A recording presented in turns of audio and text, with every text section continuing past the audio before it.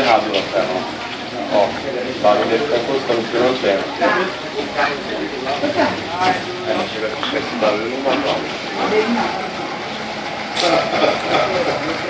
Aí virou carrinho de criança, pensando desse tamanho, gente.